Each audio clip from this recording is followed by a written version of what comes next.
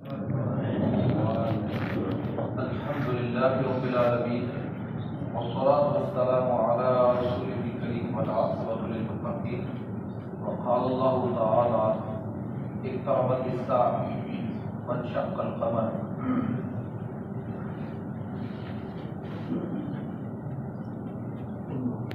قال رسول الله صلى الله عليه وسلم: بعثت أنا والساعة كهاتين.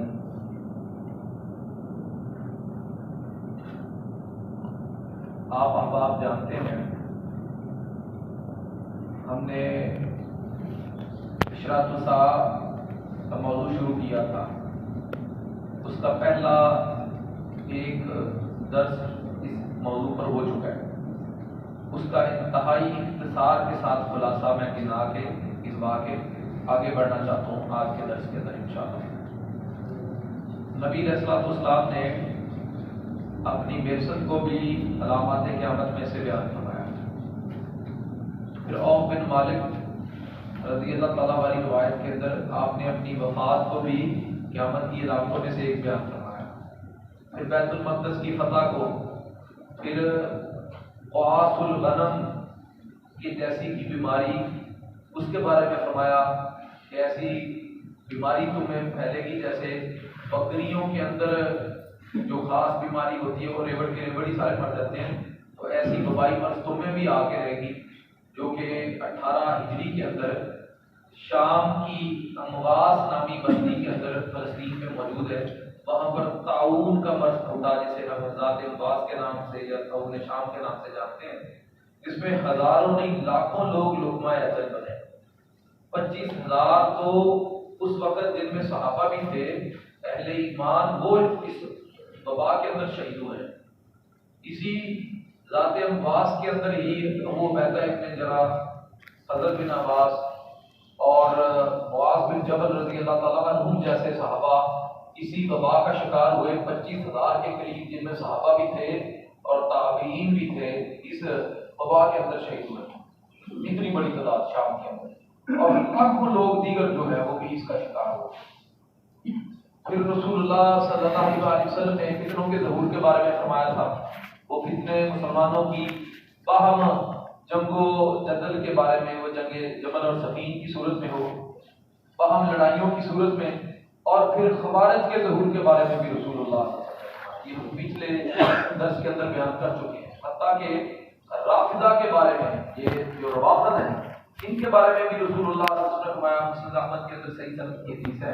نبی صلی اللہ علیہ وسلم نے فرمایا قیامت سے پہلے ایسے لوگ ظاہر ہوں گے جن کو رافضہ کہا جائے گا اور یہ اسلام کو چھوڑ دیں گے. اور ایک اور حدیث ہے، رسول اللہ صلی اللہ علیہ وسلم نے فرمایا لا تقوم الساعة حتى يلعن آخر الامتی اولها، کہ قیامت نہیں قائم ہوگی یہاں تک کہ ایسے لوگوں کا ظہور نہ ہو جو آخر امت کے وہ پہلے لوگوں پر لعن طعن نہ کریں. تو یہ روافض جو تھے ان کا ظہور بھی ہو گیا. اور پھر رسول اللہ صلی اللہ علیہ وسلم نے مال کے فتنے کے بارے میں بھی فرمایا کہ مال بھی بڑا لوگوں کے پاس آ جائے گا، اور امن کے بارے میں بھی فرمایا. وہ جو عدی بن حاتم کو رسول اللہ صلی اللہ علیہ وسلم نے فرمایا تھا کہ عدی اتنا امن قائم ہو جائے گا کہ ہیرا سے ایک عورت چلے گی. ہیرا کوفہ سے بھی 3 میل کے آگے ہے، کوفہ سے بھی آگے 3 میل. یہ شرق العرب کا علاقہ ہے جہاں پر دجلہ اور فرات میں ملتے ہیں، اس کے درمیان کا علاقہ ہے. تو وہاں سے ایک عورت چلے گی، اکیلی حاجیہ عمرہ کے لیے آئے گی، اللہ کے سوا سے کسی شے کا ڈر نہیں ہوگا، ایسا جزیرۃ العرب کے اندر امن ہو جائے گا. اور یہ بھی اللہ نے دور دیا. اور پھر یہ بھی فرمایا کہ لوگوں کے پاس مال بڑا آ جائے گا، لوگ زکات لے کے نکلیں گے، لینے والا کوئی نہیں ملے گا. بعض کہتے ہیں کہ یہ دور عمر بن عبدالعزیز رحمہ اللہ کا تھا، اس قدر زیادہ خوشحالی آئی تھی کہ سوچ نہیں سکتے. پھر اسلام کا چہار سمت کے اندر پھیلتا چلا جانا. اور یہ ولید بن عبد الملک کا دور تھا جب محمد بن قاسم جو ہے وہ سندھ تک اور یہ ملتان تک پہنچے، اور قتیبہ بن مسلم باہلی چین کے دروازے تک چلے گئے. یہ سارا بلاد خراسان فتح کرتے ہوئے چلے گئے. اور موسیٰ بن نصیر جو ہے وہ شمالی افریقہ، یہ سال اطلس، بحر اوقیانوس، اٹلانٹک اوشن کے ساحل تک چلے گئے. اور طارق بن زیاد انہوں نے اسپین کو فتح کر لیا، 4 سمت کے اندر اسلام پھیلتا چلا گیا۔ 90 لاکھ مربع میل اللہ نے صرف بنو عباس کے دور تک ہی دے دی مسلمانوں کو، اتنی بڑی سلطنت، اللہ اکبر۔ اور پھر رسول اللہ صلی اللہ علیہ وسلم نے فرمایا تھا کہ حجاز سے ایک آگ نکلے گی جو بصرہ کے اندر اونٹوں کی گردنوں کو بھی روشن کر دے گی، یعنی اتنی بلند و بالا آگ ظاہر ہوگی۔ اور وہ مدینہ کے قریب جو حرہ راحت ہے جہاں پر بنو قریظہ کی بستی تھی، یہ امام ابو شامہ رحمہ اللہ کا دور ہے، 656 ہجری کے اندر امام نبوی رحمہ اللہ کا دور ہے۔ یہ اس دور کے اندر مدینہ کے قریب جہاں پر بنو قریظہ کی بستی تھی، وہاں پر لاوے کی پہاڑیاں ہیں، حرہ راحت بھی کہتے ہیں، جبل ملیسا یا منسا بھی اس کو حاصل کہتے ہیں۔ وہاں سے ایسا زبردست دھماکہ ہوا، اتنی بڑی آگ وہاں سے بلند ہوئی کہ امام ابو شامہ رحمہ اللہ فرماتے ہیں کہ ہم لوگ گھر میں بیٹھے تھے تو ہمیں وہ 30 کلومیٹر دور سے وہ آگ ایسے نظر آتی تھی جیسے کہ گھر کے بالکل پاس ہے۔ اور ہماری عورتیں رات کو سوت کاٹا کرتی تھی اس کی روشنی میں، حتیٰ کہ بصرہ اتنا دور ہے، یہ بصرہ نہیں ہے، یہ بصرہ ہے، حران آج کل اس کا نام ہے، یہاں پر گیا ہے، یہ 1700 کلومیٹر دور ہے مدینے سے۔ اتنی دور تک اس کی لاٹ جو تھی نا وہ گئی، نبی صلی اللہ علیہ وسلم نے جو فرمایا تھا کہ بصرہ کے اونٹوں کی گردنیں بھی روشن ہوگی، اس کی لاٹ اتنی تھی، 2 ماہ تک یہ آگ جلتی رہی اور وہاں سے لاوا نکل کے مدینے کی طرف چلا، لیکن جب 14 کلومیٹر کا فاصلہ رہ گیا مدینے کا تو اللہ نے اس کے رخ کو موڑ دیا۔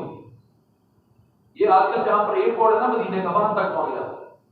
اور ویسے بھی رسول اللہ صلی اللہ علیہ وسلم کا فرمان ہے، جب غزوہ احزاب ہوا نا، جنگ خندق، تو آپ نے فرمایا یہ آخری لشکر ہے جو مدینے پہ چڑھا ہے، اس کے بعد کوئی کافروں کا لشکر مدینے پہ نہیں چڑھے گا۔ مدینے کے اندر طاعون جیسا کوئی مرض داخل نہیں ہوگا، دجال بھی داخل نہیں ہوگا، جیسے مکہ کے اندر دجال داخل نہیں ہوگا ایسے مدینے کے اندر بھی ہوگا۔ تو اللہ نے اس لانے کے رخ کو ہی موڑ دیا اور مدینے کو اللہ نے محفوظ و معمون رکھا۔ پھر رسول اللہ صلی اللہ علیہ وسلم نے فرمایا تھا کہ تم ترکوں سے ضرور لڑ کے رہو گے، جن کی آنکھیں ایسی چنی سی اور چہرے سرخ و سفید رنگت والے، اور ایسے چہرے جیسے ڈھال ہوتی ہے نا اس کے اوپر کھال منڈائی جائے، ایسے چہرے ترک، ان کے خلاف ضرور لڑ کے رہو گے۔ تو یہ منگول تھے، تتاری تھے، یہ 658 ہجری کے اندر 1258 عیسوی کے اندر یہ فتنہ برپا ہوا، اور اس قدر بڑا فتنہ کہ انہوں نے بلاد خراسان کو اجاڑا، چنگیز خان نے یہاں پر جلال الدین خوارزم کو شکست دی، اور اس کے بعد اس کے پوتے نے ہلاکو خان نے بغداد کو اجاڑا اور خلافت بنو عباس کا بیڑا گرک کر دیا تھا۔ اتنا بڑا یہ فتنہ یہ اٹھا، اللہ اکبر۔ جو رسول